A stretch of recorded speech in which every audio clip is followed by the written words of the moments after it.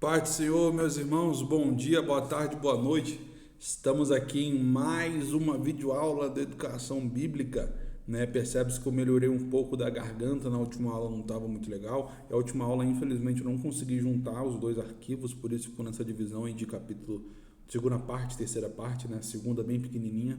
Peço perdão aos irmãos, mas nessa eu creio que vamos conseguir fazer direto em nome de Jesus. Meus irmãos, estamos dentro agora da Palestina, agora vamos falar sobre alguns grupos importantes do mundo bíblico, tá bom? E eu creio que Perdão, estou me recuperando ainda, vou beber água. Eu creio que na próxima aula nós já vamos conseguir falar da geopolítica atual, que é um assunto assim que mais chama atenção, podemos dizer dessa forma, né? E em nome de Jesus, já deu tudo certo. Em nome de Jesus. Vamos ver aqui se está direitinho o tempo. Depois que eu fui ver que dá para vocês verem essas setas de comando aqui do aplicativo, né? Então, assim, antes da chegada de Abraão à Palestina, né, na terra chamada Canaã, a região era ocupada por alguns grupos, algumas tribos conhecidas sob o nome de cananeus. Então, cananeus era um grupo grande que existiam tribos dentro dos cananeus, né? Então, elas vão se derivar dos cananeus também. A princípio eram 10 tribos, né? Depois foi reduzindo para 7 ao tempo de conquista. E aí, olha que interessante esse dado aqui, esse mapa.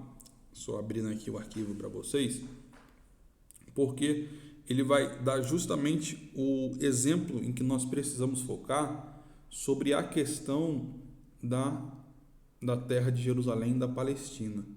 Meus irmãos, olha como é que era, e aí eu trabalhei até na sala presencial sobre isso, porque olha esse verde aqui todinho é a Palestina, e Jerusalém é só isso aqui de branco, ó. Em 1947. Amém? Jerusalém é só isso daí de branco, em 1947. Você está vendo aí, né? Depois, em 47 mesmo, num acordo que nós temos, qual o nome do acordo? Quem foi que propôs o acordo? É isso daí mesmo. Se você falou Oswaldo de Aranha, você acertou. Foi um brasileiro, né? Como diz a palavra, pode Deus levantar uma nação um só dia, eu, o Senhor, farei acontecer. Deus levantou a nação de Israel em apenas um dia, em 1947, meu irmão. E aí, depois da organização do Estado de Israel, ele aumentou, né? A Palestina diminuiu para esse de verde, correto? A Palestina diminuiu para verde, Israel para esse de branco aqui, ó. Então, ele aumentou bastante. Era só isso aqui na imagem da esquerda e virou isso aqui tudinho na imagem da direita, correto? Vamos lá, vamos sair aqui para abrir novamente. Olha como é que ficou em 1949 a 1967. Teve alguns conflitos nesse período, né? Mas assim, ficou bem pouquinho a Palestina. Palestina que estava na totalidade em 47, agora em 67, olha como é que ficou. Um pouquinho, um pedacinho em cima e um pedacinho embaixo. Esse pedacinho embaixo, o que os irmãos acham que é? Esse daqui, ó. Esse verdinho aqui, ó. E ele vai estar no status atual também, na atualidade aqui, ó. O que vocês acham que é? Quem falou faixa de Gaza acertou. Então, esse pedacinho pequenininho é a faixa de Gaza. Então, a faixa de Gaza se mantém na Palestina, mas assim, a Palestina em si, ela reduziu drasticamente do contexto todinho aqui do quadrado, correto? Somente para isso aqui em alguns pontos. E aí Israel aumentou grandemente. Então, a primeira coisa que a gente tem que entender sobre a questão da geografia bíblica, sobre essa questão de divisão de terra de Israel e Palestina, é que assim, Israel não é só santo não, tá, gente? Eu tô assim, falando bem tranquilamente isso com vocês, sem problema nenhum. Eu sei que vocês são pessoas maduras, afinal, quem investe em curso bíblico, no mínimo, é uma pessoa extremamente madura. Israel não é só santo. Vocês imaginam como é que está esse povo da Palestina, que tem milhões de pessoas ali, correto? Imagina esse povo que às vezes vai contra o governo e na verdade a maioria vai contra o regime, contra terrorista, tá bom? São poucos os famosos, né? Meu Deus do céu, até fugiu a palavra aqui agora. A Sharia, né? Que é aquele grupo radical. Aí tem os sionistas e os outros, que eu também esqueci o nome aqui agora, que um vai dizer que é a descendência de Maomé, né, que tem que ser a principal, e o outro vai dizer que tem que ser eleito democraticamente. A gente vai ver isso daqui a pouco. Mas então, tem uns que vão dizer que tem que ser tomada à força, tem que matar muita gente mesmo, porque no final de tudo vai ter 10 virgens no paraíso esperando ele. E tem outros, a grande maioria vai falar que não. A grande maioria são pessoas equilibradas. Então, assim, meus irmãos, esse conflito é muito delicado, tá bom? Trouxe logo de começo a imagem para você ter uma dimensão de como vai ser a próxima aula. É muito delicado porque a gente só vê de um lado diminuindo a terra, tá? Dentro desse contexto aqui de Palestina e Israel. Dito isso, vamos prosseguir, vamos para os grupos, né? Nós temos além em Moisés, ou em Gênesis 10, 15 a 20, o tabelamento das nações, na qual eu mandei o PDF aí para os irmãos, então nem tem como falar que não, eu mandei aí o PDF, basta somente ver. E os cananeus, que é uma designação, né, aplicada na linguagem a todos os povos da Palestina primitiva. Eles são descendentes de Canaã, e aí é aquela base ali. Às vezes a pessoa pode ter um grupo e ser cananeu, tá bom? É aquela coisa, todo cananeu pode ser de grupo diferente. Agora, todo grupo diferente dentro da terra palestina é cananeu, entendeu? Só para ter uma base. Olha como é que era a ideia dessa distribuição. A gente vai navegar um pouquinho agora sobre os cananeus, né? Importante. Canaã, né? Jerusalém. E olha como é que é aqui a base. Ó. Canaã é essa parte todinha aqui, ó. Cadê Jesus? Canaã é essa parte todinha aqui, ó. Canaã. 70 pessoas saíram da terra de Canaã e foram para o Egito, na terra de Gósen. Quando aconteceu isso? Final de Gênesis, correto? Quando o Deus de Israel fez com que José do Egito se fosse honrado na terra do Egito. Então, o faraó ficou admirado, agradecido, e fez com que os cananeus entrassem, fez com que a galera que saiu de Canaã entrasse dentro da terra de Gósen, tá bom? Então você vê aí o mapa fantástico, né, sobre Canaã, para a gente ter essa dimensão. Esse daí é 1500 a.C., a média. E aí, olha que matéria interessante da revista Veja que eu havia localizado. Ela tem uma análise genética que ela pegou de um fóssil que eu vou mostrar aqui e revelou qual é o destino dos cananeus, ou seja, onde é que a genética cananeia é mais forte e qual é o país que a genética cananeia é mais forte. Olha aí como é que era o fóssil. É um grande jarro, né, vestígio de um dos indivíduos que tem um DNA sequenciado, tiraram o DNA desse rapaz aí. Aí, negócio de barriga aqui de anúncio, foi mal, irmão. E aí o país que mais se assemelha, tá até aqui em cima, é o Líbano. Pegaram alguns libaneses e tiraram a genética, e aí tiraram a genética desse fóssil, e aí bateram o mais próximo é o Líbano. Então, a maioria dos descendentes de Canaã, né, cananeus, eles estão lá no Líbano. E a mitologia cananeia também, para a gente ter essa base, é bacana, é importante.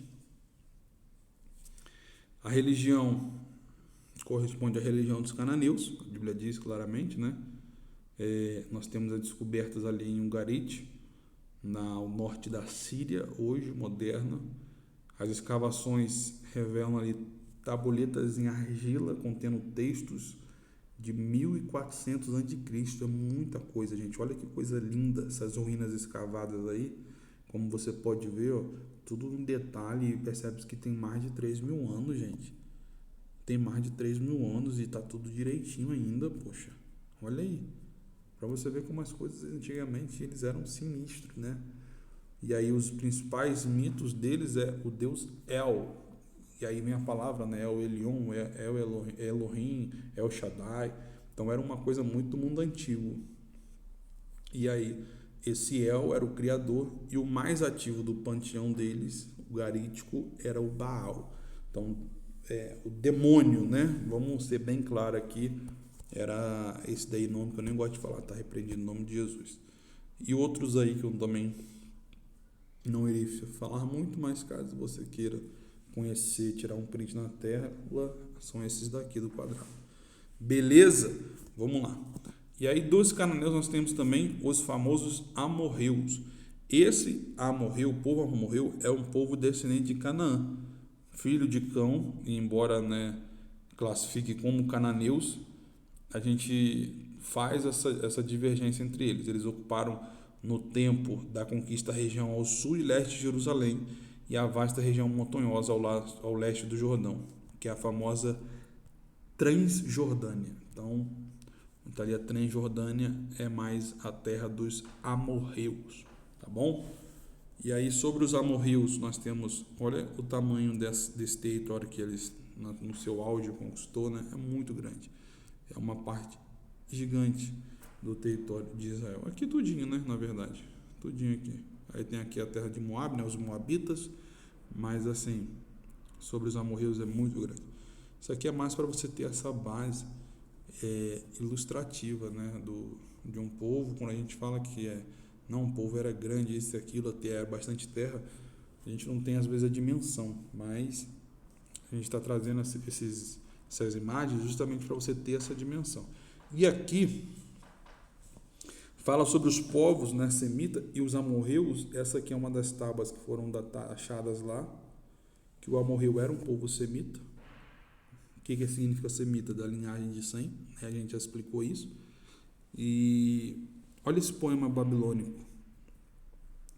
O amorreu, ele está vestido com peles de ovelha. Ele vive em tendas ao vento e à chuva. Ele não oferece sacrifícios, vagabundo armado nas estepes. Ele desenterra trufas e fica inquieto. Ele come carne crua. Vive a vida sem um lar. E quando ele morre, ele não é enterrado de acordo com os rituais adequados. Então ali, esse poema, salvo engano, é babilônico, né, falando sobre os amorreus, fala justamente o que eles eram, que eles eram nômades. Então, se eles eram nômades, eles não tinham o quê? Ele vive em tenda, nômade vive em tenda, vestido com pele de ovelha, ele come carne crua, vive a vida sem um lar, ou seja, tudo isso é característica de um nômade, tá? Então, os amorreus eram nômades. Aí nós temos outros povos aqui que a gente vai entrar com detalhe, ainda mais sobre os hititas, né? Tem a Assíria aqui também, a Babilônia. Perdão, olha como é que era a Babilônia.